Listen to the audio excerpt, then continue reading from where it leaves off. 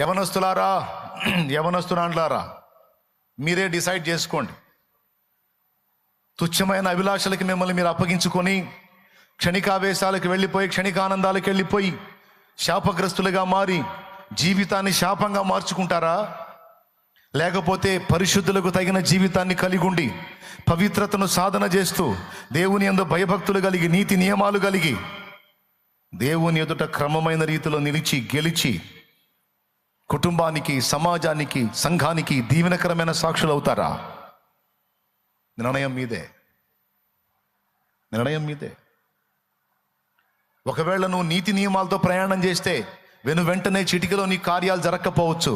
కానీ దేవుడు అన్ని ఎరిగి ఉన్నందున నీ ఓర్పు, సహనము, నీతి నియమం పరిశీలించి తగిన కాలం ముందు తప్పకుండా నిన్ను ఆశీర్వదిస్తాడు, హెచ్చిస్తాడు, నీ జన్మ చరితార్థం చేస్తాడు. ఆయన అనేకులకు ఆశీర్వాద కారణంగా నిన్ను చేస్తాడు.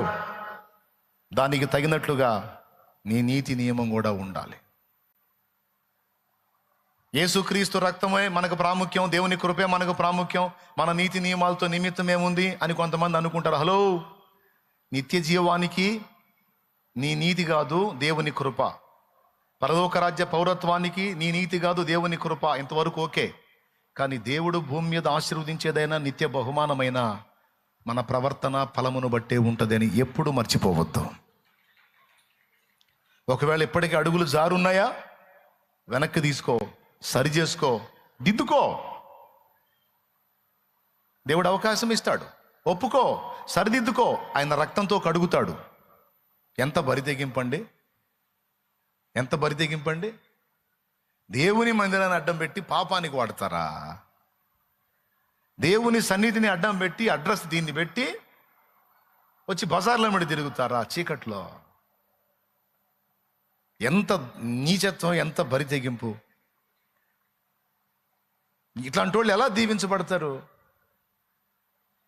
శాపగ్రస్తులు కదా వాళ్ళు. శాపగ్రస్తులు ఆ కుటుంబాలకు కూడా శాపాన్ని తెచ్చిపెడతారు. కుటుంబం కూడా శపించబడే పరిస్థితికి వెళ్ళిపోతాయి. వాళ్ళని చూసిన వాళ్ళు శపించబడతారు.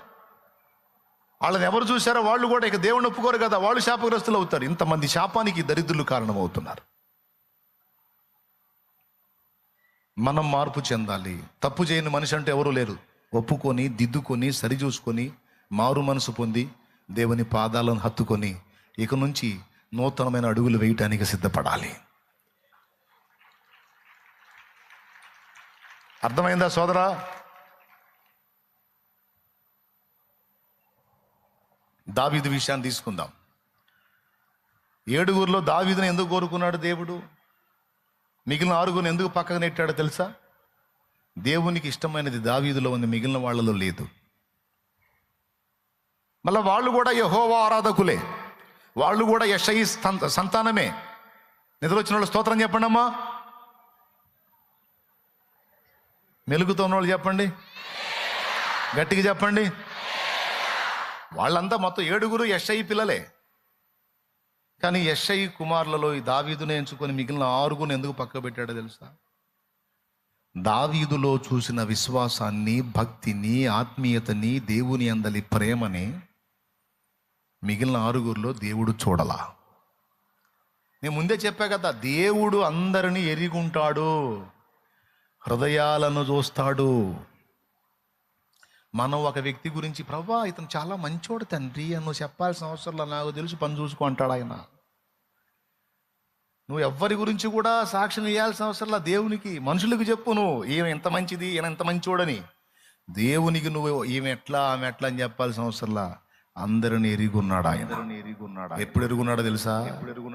భూమి పుట్టక ముందు ఎరుగున్నాడు ఆయన.